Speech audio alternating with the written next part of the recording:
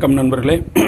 நம்ம இன்றைக்கி பார்க்க போகிறது ஒரு சோலார் பேனலேருந்து வர டிசி சப்ளை. ஆக்சுவலாக 24 வோல்ட் சப்ளை இது வந்து நம்ம 12 வோல்ட் பேட்டரியை வந்து ஒரு பல்ஸ் வித் மாடுலேஷன் டெக்னிக்கில் எப்படி சார்ஜ் பண்ணுறதுன்னு பார்க்குறோம்.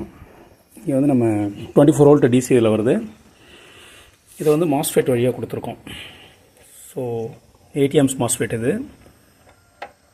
இந்த மாஸ்ஃபெட்டோட கேட் பல்ஸ் ட்ரைவ் பண்ணுறதுக்கு நம்ம அர்டினோ போர்ட்லேருந்து PWM சிக்னலுக்கு ப்ரோக்ராம் பண்ணியிருக்கோம். ஸோ இதிலேருந்து வர சிக்னல் வந்து மாஸ்ஃபெட், அது ஆக்சுவலாக வந்து மாஸ்ஃபெட்டுக்கு போகிறதுக்கு டைரெக்டாக போகாமல் ஒரு ஆப்டோ கப்ளர் வழியாக கொடுத்துருக்கோம்.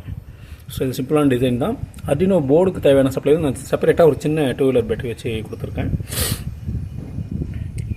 ஸோ இப்போ ஒர்க் பண்ணிட்டு தான் இருக்குது, லைவாக தான் இருக்குது. இப்போ ப்ரெசென்ட்லி 10 ஆம்ஸ் கரண்ட் எடுத்துகிட்டு இருக்கு. கரண்ட் அட்ஜஸ்ட் பண்ணுறதுக்கு ஒரு ப்ரொவிஷன் கொடுத்துருக்கேன்.